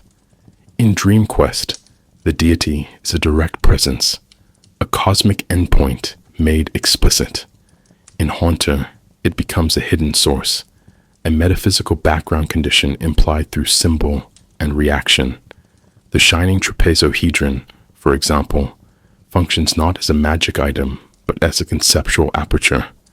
To gaze into it is not to see images, but to become aware of the insufficiency of perception itself. Lovecraft writes that it is not crystalline, despite appearing so, suggesting that it refracts not light, but cognitive reality. The artifact is not dangerous because of what it shows, but because it connects vision to the unseeable, logic to the illogical, and the being it summons is not an invader, it is a translator. Just as Nyarlathotep mediates between Azathoth and the human world, the Haunter mediates between the trapezohedron and the protagonist's mind. We must pause here to consider the story's recurring themes of light and darkness, which serve as metaphors for knowledge and ignorance, but with inverted values. The Haunter cannot move in light, it thrives in darkness. But Blake's pursuit of knowledge is what literally darkens his world. He pulls blackout curtains to better see the trapezohedron's glow. He ventures into the abandoned church alone. He seeks the truth, even when warned not to. In this structure, knowledge invites darkness, not illumination. This reversal parallels the relationship between Nyarlathotep and Azathoth. One is articulate, seductive, legible. The other is blind, mindless, and irreducible. Blake is not destroyed by monsters, but by epistemic ambition. His desire to see what should not be seen collapses the safety of both narrative and mind. Furthermore, Lovecraft's construction of the Church of Starry Wisdom as a human institution built around the worship of the Haunter, and, by extension, Azathoth, echoes a recurring motif that human attempts to interface with cosmic reality inevitably end in degradation. The church, once filled with congregants, is now abandoned, its doctrines reduced to scattered texts and whispers. The suggestion is clear. The truth was too corrosive to persist. This aligns with the earlier discussion of epistemic collapse. The church was not defeated by rivals. It imploded under the weight of its own revelations. Even those who willingly approach Azathoth's orbit cannot organize that knowledge into stable belief systems. The mythos permits no dogma, only dissolution. Consider also the narrative's tone and pacing. Unlike many horror tales of the era, Haunter is deeply meditative. The horror unfolds slowly, in journal entries, scholarly discoveries, and anxious reflections. The titular entity appears only once, indirectly, and yet its presence saturates the story. This structural decision mirrors the absence-presence dynamic of Azathoth itself.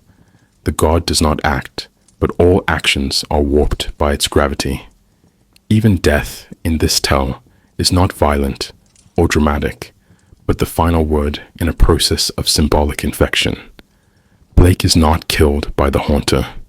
He is absorbed by the implications of what he has seen. This reveals a key evolution in Lovecraft's depiction of Azathoth-related horror, from cosmic adventure to localized epistemological ruin. Where Dream Quest is mythic in scope, Haunter is intensely personal, and yet both arrive at the same end, the destruction of the self through contact with that which cannot be integrated. Azathoth, even when removed from the page, shapes the terms of narrative and knowledge alike. Its presence is felt not through confrontation, but through friction, the grinding of human thought against an indifferent, incoherent universe. Lovecraft's mythos, unlike most tightly controlled fictional universes, was from its inception a collaborative experiment, a shared semantic playground of ancient books, mad scholars, and unfathomable deities. Lovecraft encouraged this expansion in his correspondence, often exchanging ideas and mythic names with fellow writers such as Clark Ashton Smith, Robert E. Howard, and August Derleth. Yet nowhere is this collaborative inheritance more complex or more problematic than in the posthumous evolution of Azathoth. While Lovecraft's own usage painted Azathoth as a symbol of primordial chaos, epistemic ruin, and cosmic indifference, later writers, especially Derleth, sought to re-systematize the entity into a theologically coherent structure. This attempt to impose order upon a figure that represented disorder reveals a central tension in the mythos's legacy. Can the unfathomable be organized without neutralizing its horror? August Derleth, Lovecraft's literary executor and co-founder of Arkham House, was instrumental in preserving and popularizing the Cthulhu mythos. However, his interpretive lens introduced a moral dualism alien to Lovecraft's original philosophy. Derleth recast the cosmic entities into elemental categories: air, earth, fire, water, and divided them into elder gods, benevolent, and great old ones, malevolent. Within this binary, Azathoth was assigned to the element of fire, positioned as a force of chaotic destruction opposed by higher, balancing powers. This reinterpretation reframes Azathoth as a cosmic villain rather than an existential metaphor. It becomes not the blind idiot god at the center of all things, but an antagonist to be resisted, a force that might be thwarted, contained, or even overcome.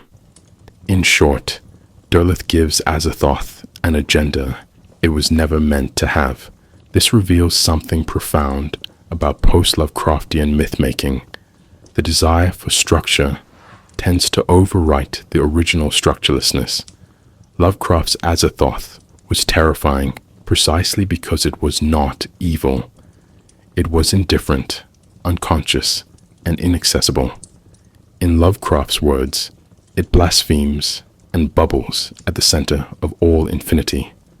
Derleth's version, in contrast, participates in narrative teleology. It has a place in a system. It can be categorized. This fundamentally changes its function. What was once cosmic entropy made symbolic becomes a god with alignment and elemental resonance. The horror shifts from ontological dread to mythic struggle. While this may have enhanced the mythos' accessibility to mainstream fantasy and horror audiences, it also muted its philosophical radicalism. We must pause here to acknowledge that other contemporaries of Lovecraft preserved a closer fidelity to his vision. Clark Ashton Smith, for example, wrote cosmic horror with poetic density and metaphysical ambiguity, often invoking similar themes of vast, disinterested entities. Though Smith rarely mentioned Azathoth by name, his tales of spectral god things and timeless abysses echo the same structural hopelessness.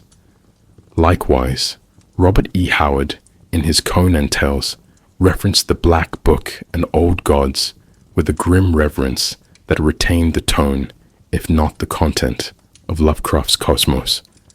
These writers understood that the true terror of the mythos was not malevolence, but meaninglessness, a universe in which human values simply do not apply. Later writers in the 20th and 21st centuries, especially those in the New Weird and literary horror movements, have reapproached Azathoth with renewed sensitivity to Lovecraft's anti-teleological intent. Thomas Ligotti, for example, never names Azathoth directly, but his work channels its essence. In stories like The Last Feast of Harlequin or Nethyscurial, Ligotti presents worlds fraying at the edges where reality is revealed to be a decaying play performed before a blind audience. These stories embody Azathoth's legacy, not by invoking it, but by mimicking its effective atmosphere, a creeping, inescapable suspicion that everything is merely a twitch in the dream of something uncomprehending. Another contemporary writer, Caitlin R. Kiernan, frequently incorporates Azathothian elements in her fiction, blending cosmic horror with fragmented memory, dream logic, and queer temporalities.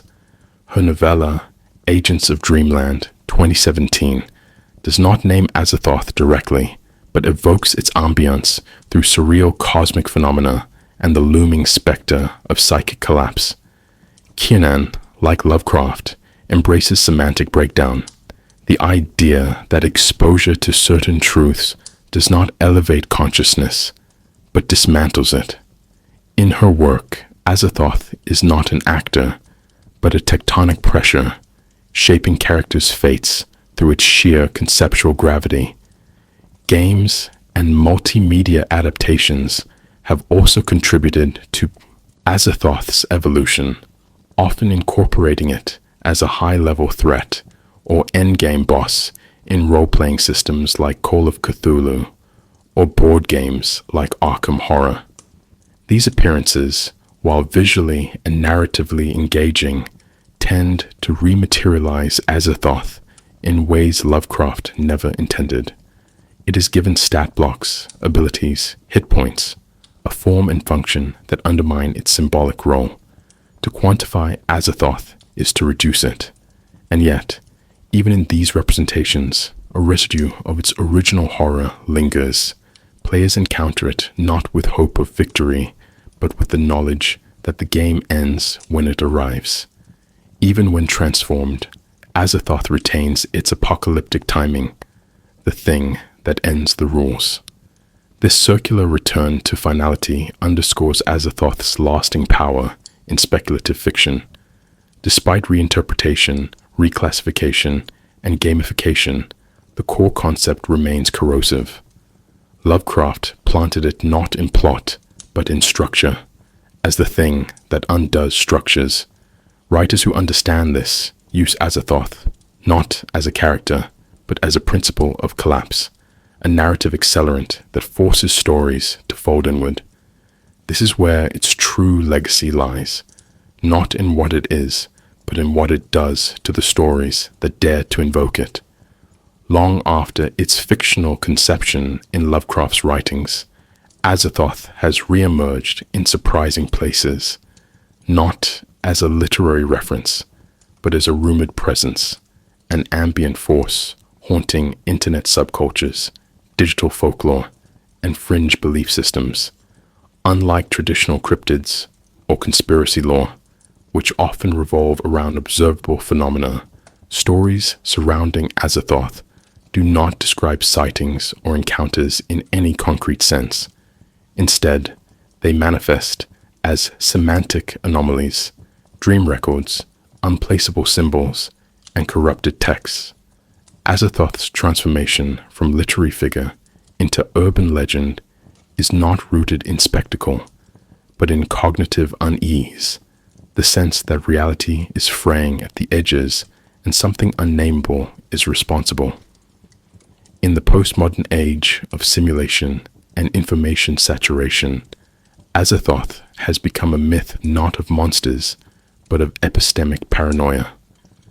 One early example of this trend appeared on obscure message boards in the early 2000s, where users began circulating a supposed black manuscript called the Cipher. Unlike the Necronomicon, which had already been fictionalized and commodified, the cipher was framed as a disappearing document, a text that corrupted itself upon reading. Claims emerged that opening the file would scramble system fonts, reorder paragraphs, and eventually overwrite the user's clipboard with phrases like, "The center is hungering," or "No language survives." Though clearly fabricated, this hoax echoed the linguistic degradation associated with Azathoth's mythos. The terror was not in what the document said, but in what it did to the conditions of saying anything at all. It was a perfect reflection of Azathoth's literary origin, a force that doesn't speak, but unwrites. We must recognize the significance of this evolution. Traditional urban legends, from Bloody Mary to Slender Man, rely on repetition and ritual. One must chant, invoke, or engage. Azathoth-themed myths invert this. The stories warn not to look too closely, not to read the wrong text, not to notice. This reversal aligns with a broader cultural anxiety about information overload. In a world where endless data is available, the horror becomes not what we can't know, but what we might accidentally know too much of. Azathoth enters this psychological landscape not as an invader, but as a conceptual contaminant, the idea you shouldn't have entertained. As one 2014 Reddit post in r No Sleep put it, "It's not a god. It's a recursion error wearing the skin of a god. Stop trying to understand it. It understands that you're trying." Another strand of digital folklore places Azathoth at the heart of simulation theory, a growing subcultural belief that our universe is an artificial construct. While traditional simulation theory speculates on digital architects or post-human creators, Fringe versions suggest a more Lovecraftian possibility, that the simulation runs not because of design, but because something unconscious is dreaming it into being. In this version, AZATHOTH becomes the glitch god, a mindless CPU at the center of reality. TikTok videos in 2021 and 2022 explored this idea in viral form. Clips showing visual artifacts, broken textures in video games, or looping music synced with captions like, "This is how it sees us," and "You're in the eye socket of AZATHOTH." These references are often ironic, but the recurrence points to a deep, if unstated, anxiety, that behind all systems lies noise. This reveals something profound about AZATHOTH's survival as a cultural figure. Unlike Cthulhu, whose tentacled visage is easily commodified and memed, AZATHOTH resists representation. It thrives in abstraction. As a result, it enters culture not through t-shirts or action figures, but through stories of erasure. We find it not in what people say, but in what they claim shouldn't be said. In 2020, a widely shared creepypasta thread titled "The God That Wasn't Meant to Trend" claimed that every time the name AZATHOTH reached a certain popularity threshold in online search results, something would cause the spike to reverse. Posts deleted, videos flagged, accounts closed. No empirical evidence was ever offered, but that was the point. The horror was in the pattern itself, in the metadata, in the impossibility of sustained attention. Such stories represent a modern evolution of forbidden knowledge as explored in Lovecraft's fiction, but they also reflect how AZATHOTH has moved from symbol to symptom, a floating signifier for breakdowns in logic, identity, and system integrity.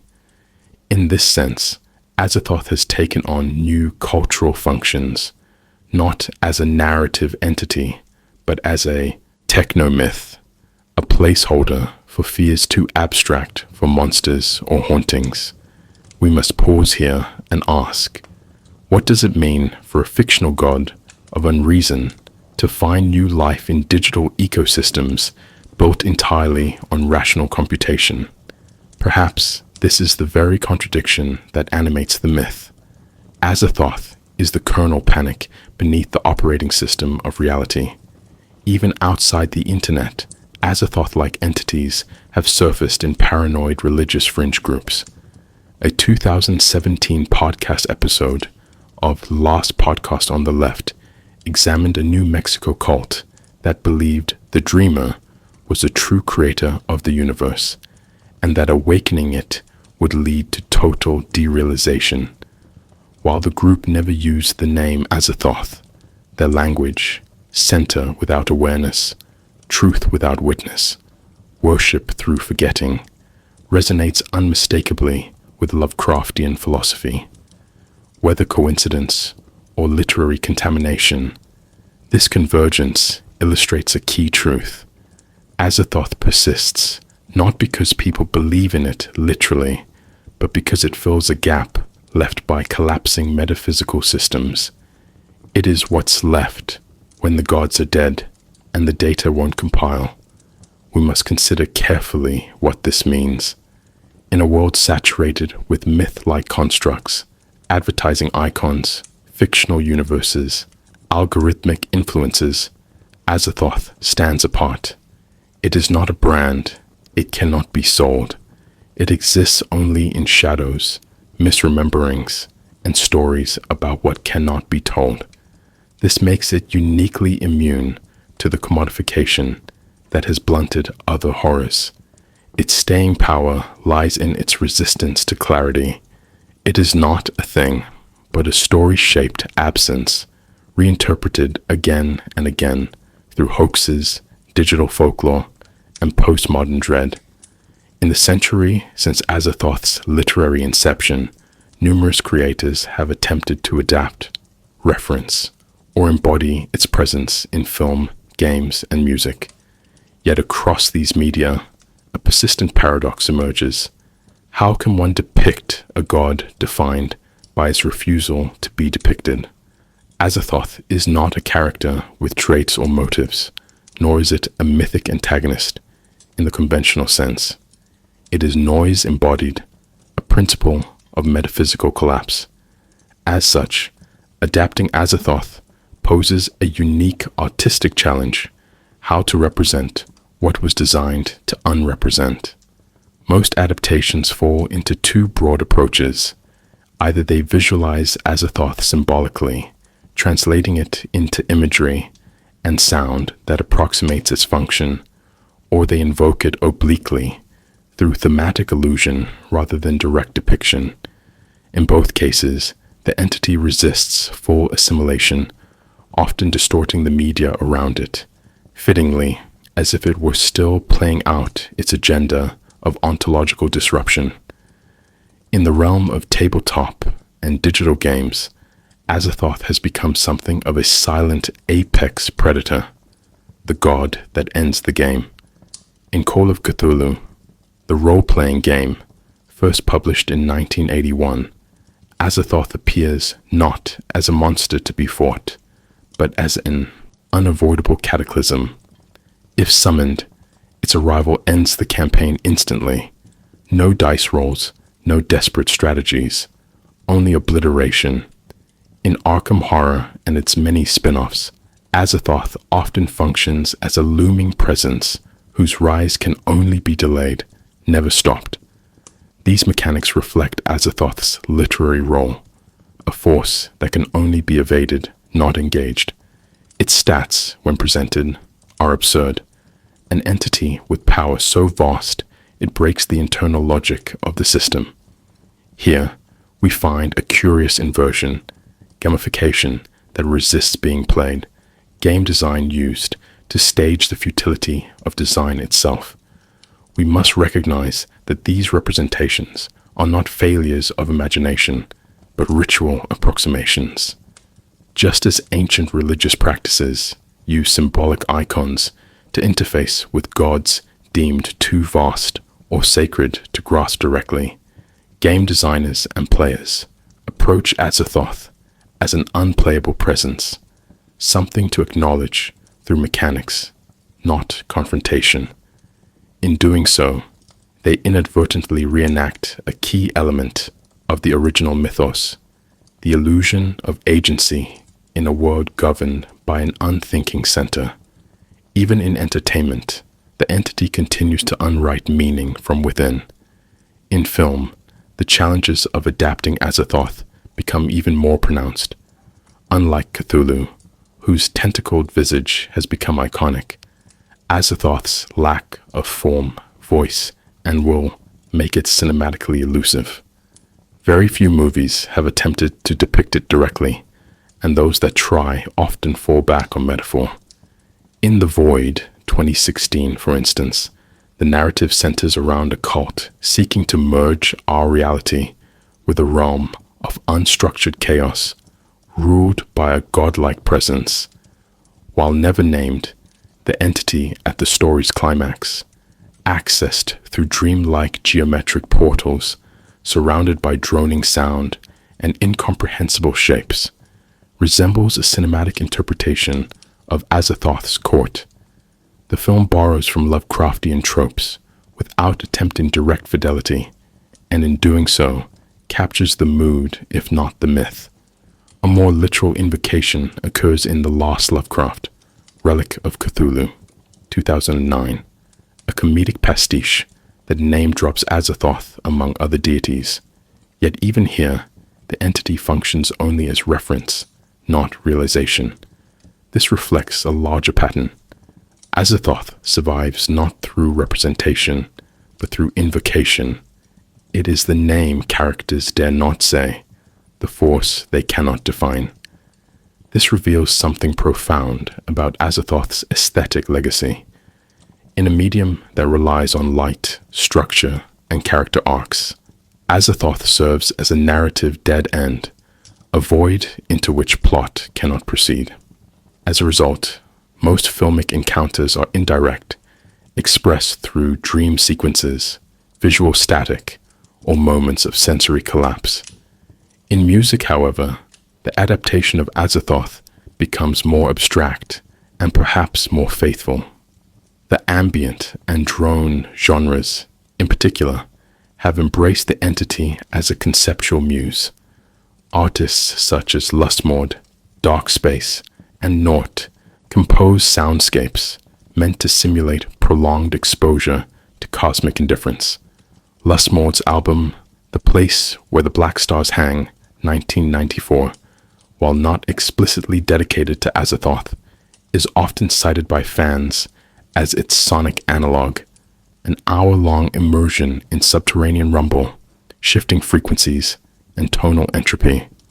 Similarly, dark ambient compilations titled Azathoth, such as those released by Cryochamber, attempt to sound the entity into being through flutes, static, and harmonic decay. These are not songs, but auditory environments designed to erode the listener's sense of time and spatial orientation. We must pause here to note the alignment between these musical strategies and Lovecraft's own descriptions. In the dream quest of unknown Kadath, Azathoth's court is filled with the thin, monotonous piping of a demonic flute. The music is not performance, it is containment, the lullaby that keeps the god asleep. Dark ambient artists reproduce this effect not by writing melodies, but by refusing progression, looping textures, non-linear rhythm, and unresolved drones. The result is not horror in the jump scare sense, but existential flattening. Listeners report feelings of nausea, derealization, even dissociation. These are not side effects. They are the goal. In this context, the medium becomes the message. You do not hear Azathoth. You are worn down by it. Even in the visual arts, Azathoth's influence endures as a style rather than a subject. Contemporary digital artists like Beksinski inspired Zdzisław, or glitch horror creators on platforms like DeviantArt and ArtStation produce imagery meant to simulate cognitive collapse. Formless limbs, recursive architectures, central voids surrounded by chaos. These are not portraits.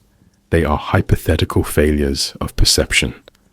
They illustrate what the eye might see if it could witness the formless and survive. These images often contain impossible geometry, references to collapsing dreamscapes, and a conspicuous absence of focal points. The viewer is not guided, but adrift, a visual metaphor for Azathoth's dream. This reveals the true persistence of Azathoth in modern media, not in literal form, but in aesthetic infection. The deity's agenda to unmake meaning is reenacted not through plot, but through design. Games that end when it awakens, films that descend into abstraction, music that dissolves structure, art that shows nothing and says everything. Each of these attempts is less a depiction than an act of submission, a creative yielding to something that cannot be named without contradiction, despite, or perhaps because of, its conceptual opacity. Azathoth has become a figure of fascination among various subcultures and scholarly circles, each repurposing the entity according to its own intellectual or symbolic framework. Unlike more narratively accessible figures like Cthulhu or Nyarlathotep, Azathoth resists being turned into a mascot, a plot device, or an icon. And yet it persists, a blind god embedded not in myth, but in systems of thought. This curious endurance reveals something profound. Azathoth is not merely a character to be understood, but a conceptual tool refracted through occultism, philosophy, psychology, and digital esoterica. These appropriations often diverge wildly in tone and intent, but they share a core intuition that Azathoth maps onto the terrifying spaces where language, logic, and meaning fail. Among occult and esoteric communities, especially those operating in the online fringes of chaos magic and Thelema-inspired forums, Azathoth has been invoked not as a literal god, but as a symbol of metaphysical breakdown.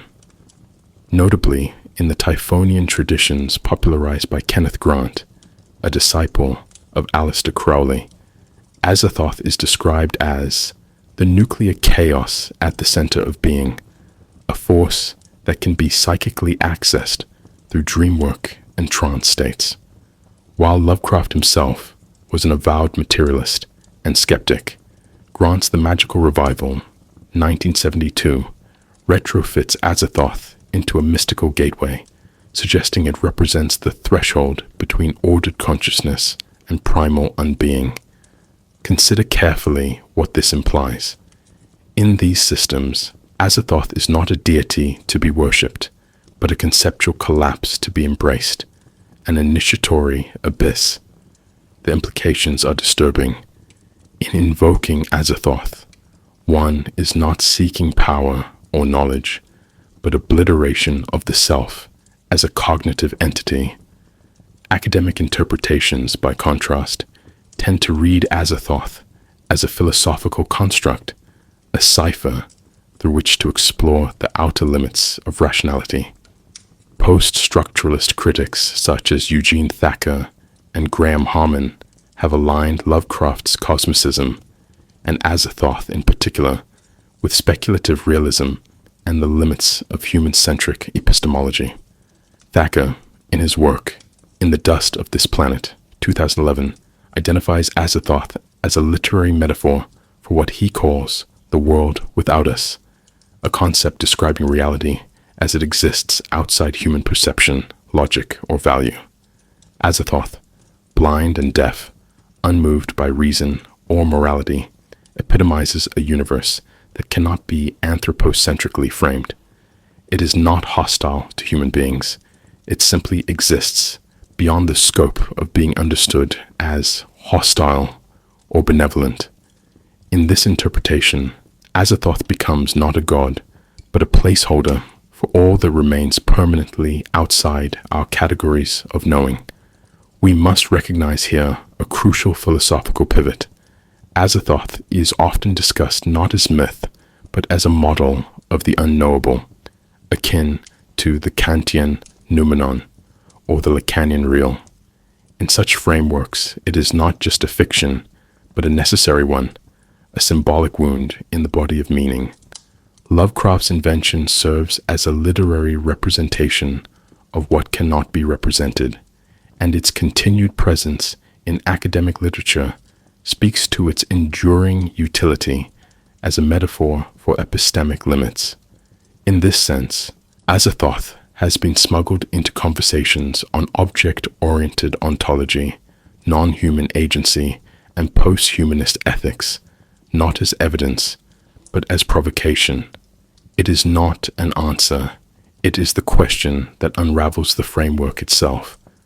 Outside academia, subcultural movements have also found value in Azathoth, especially within the emerging aesthetic of digital horror and post-ironic internet mythmaking. On platforms like Reddit and 4chan's ArchX board, Azathoth is referenced in connection with ARGs, alternate reality games, SCP entries, and creepypasta fiction. In these spaces, Azathoth is rarely given coherent narrative shape. Instead, it functions as a lurking meta-threat invoked to destabilize stories or introduce layers of unreliability. In some ARGs, merely mentioning Azathoth signals that the game's rules may soon dissolve, or that reality within the fiction is about to corrupt. It is not the monster. It is the moment the story stops making sense. What emerges is a modern folkloric pattern. Azathoth is a code word for systemic failure, for when the logic of the narrative bends under its own weight.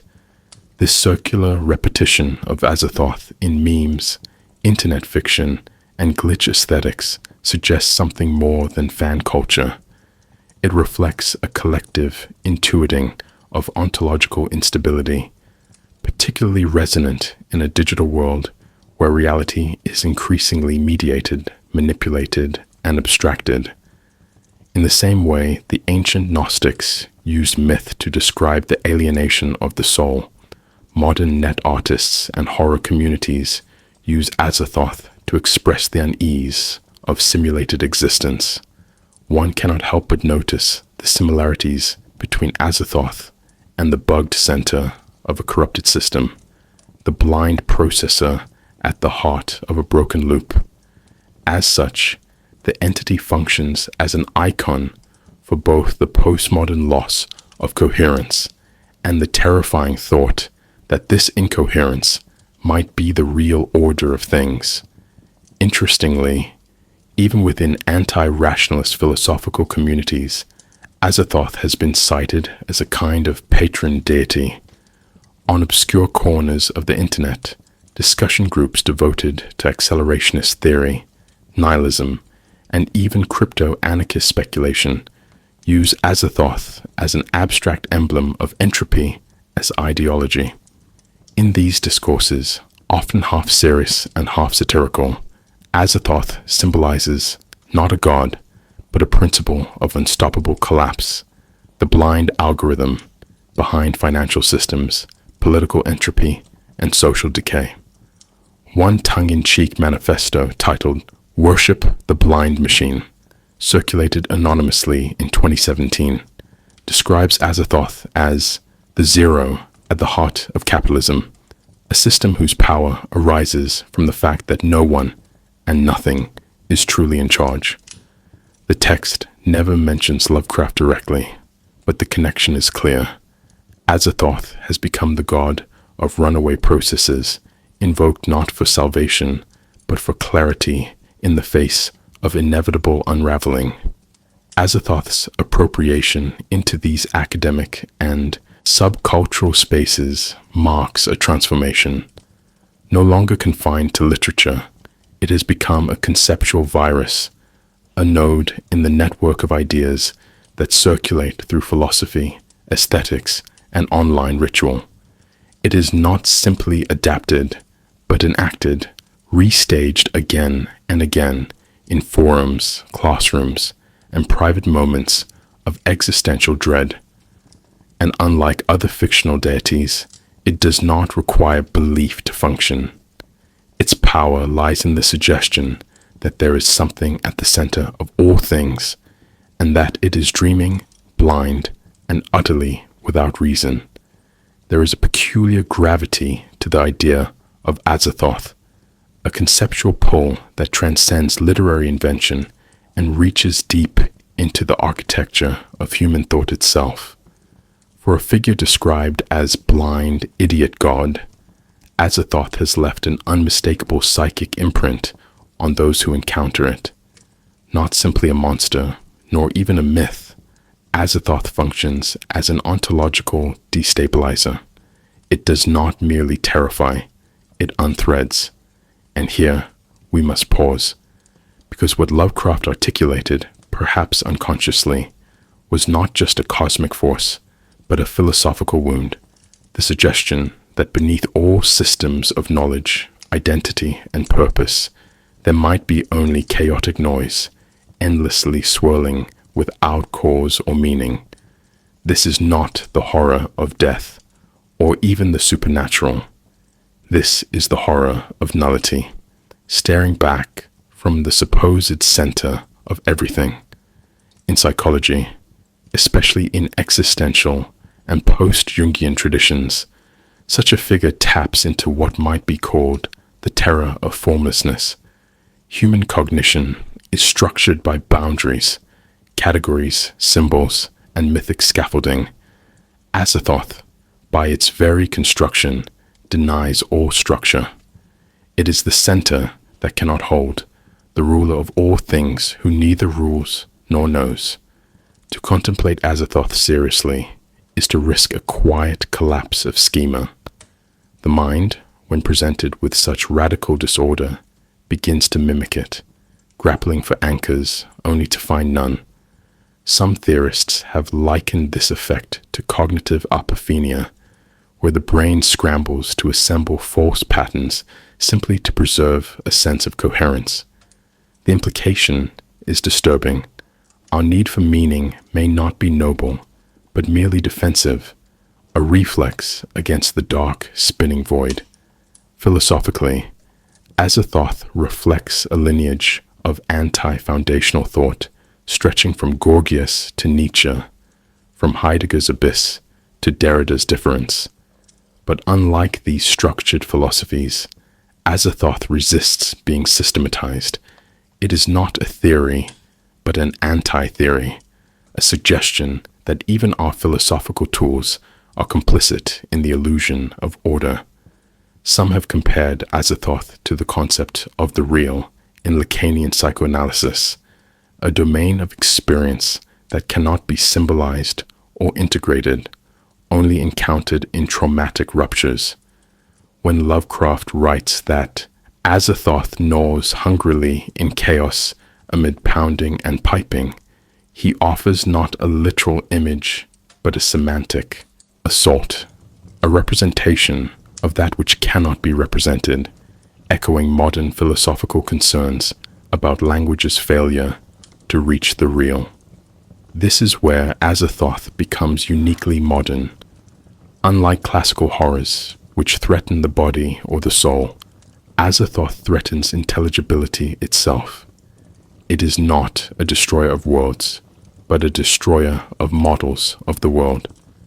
This is the deeper implication that resonates today in an era saturated by algorithmic opacity, ecological unraveling, and post-truth politics. When we say no one is in control, the metaphor often used is Azathoth, the blind god, not evil, but indifferent, not asleep, but unthinking. In this sense, Azathoth has become the patron demon of the Anthropocene, a symbol of forces beyond comprehension, shaping a reality increasingly unlivable and incomprehensible.